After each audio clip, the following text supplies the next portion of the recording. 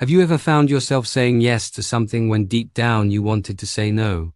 Like a quiet knot tightening inside, but you just keep agreeing anyway. This is a story about boundaries. Why they're so hard to set and why they matter more than you think. And if you think, that's just how I am, I can't change, stay with this story a little longer. Because by the end, you'll see exactly how one small no can quietly rearrange an entire life. There was a person who always said yes. Yes to favors they didn't want to do. Yes to extra work they felt overwhelmed by. Yes to plans they didn't have time for. They wanted to be kind, to be liked, to avoid conflict. They were afraid of being seen as selfish, lazy, difficult, or ungrateful. On the outside, they looked helpful and easygoing. People said things like, "You're such a lifesaver. You're always there. You never say no." But inside, they felt tired, invisible, like their own needs didn't matter. They would come home exhausted, replaying the day in their head. Why did I agree to that? Why didn't I just say I was busy? Why is it so easy for everyone else to say no and so hard for me? Every time they said yes, they lost a little more of themselves. Their evenings disappeared into other people's problems. Their weekends filled up with obligations they didn't remember agreeing to. Their energy drained, their voice grew quieter. They felt stuck, unsure of how to change. Because for them, saying no didn't feel like a simple choice, it felt like a risk. A risk of losing love, approval, opportunities, or peace. This pattern started early.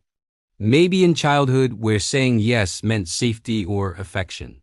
Where being a good kid meant not complaining, not arguing, not making things harder. Where their feelings came second to everyone else's moods.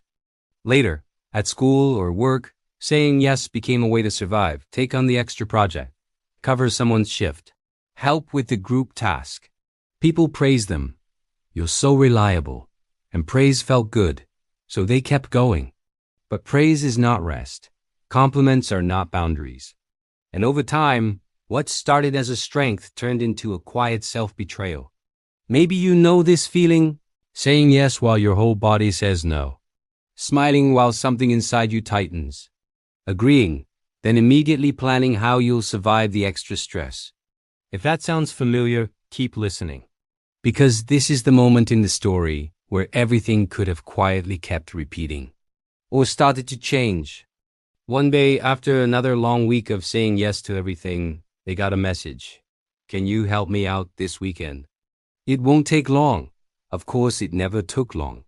But it always took something. Sleep, rest, joy, time with themselves. They stared at the message. Their first impulse was the same as always. Say yes, then figure it out later. But this time they paused. They noticed the familiar knot in their stomach. They noticed how their shoulders tensed, how their breath got shallow. And a quiet thought appeared. What if I just don't? Not an angry rebellion, not a dramatic speech. Just a small, simple no. Their fingers shook a little as they typed. "Thanks for thinking of me, but I can't this weekend." They read the message 3 times. Was it too rude, too short, too defensive? Every fear woke up at once, but they pressed send. Then came the waiting, the overthinking. What if they're mad? What if they think I'm selfish now? What if they never ask me again? The reply came quickly. "No worries, I'll ask someone else." Just that. No anger, no drama. The world didn't collapse. The friendship didn't end. The sky didn't fall. What did happen was quieter but much more important. For the first time in a long time, their weekend stayed theirs. They slept in without guilt. They did something they had been putting off for months. They felt lighter. The people around them noticed something was different, not immediately, and not everyone. Some were surprised. A few were annoyed. They had gotten used to this person always bending, always available. But slowly, boundaries started to create respect where there was none before. People began to ask instead of assume, to check in instead of just expect. And the ones who only valued them for what they could give, they drifted away. Losing those people hurt. But it also revealed something powerful.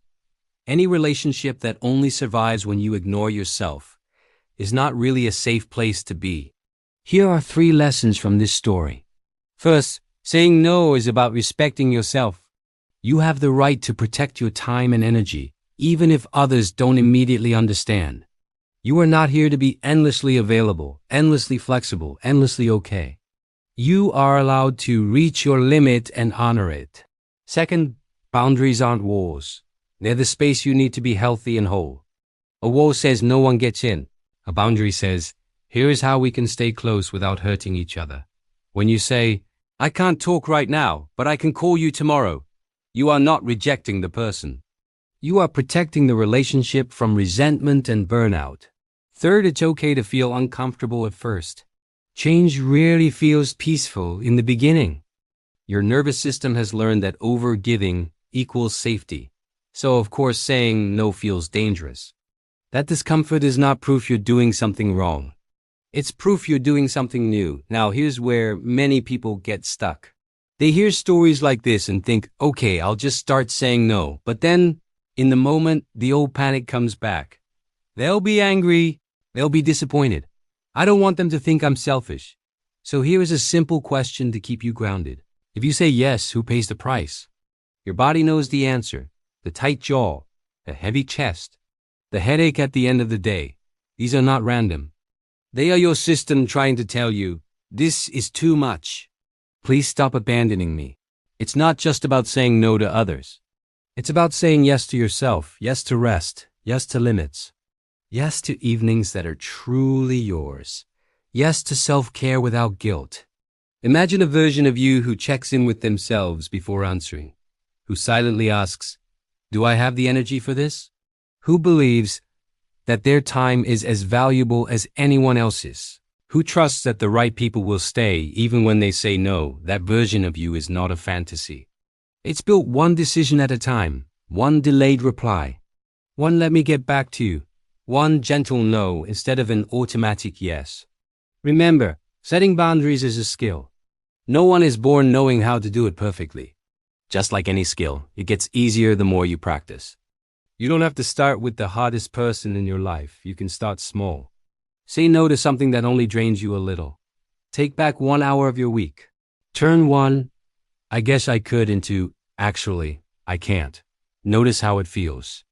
Maybe you'll feel guilty at first. That's okay. Guilt is just an old reflex, not a moral truth. Breathe through it. Let it rise and fall without obeying it. Then notice the relief.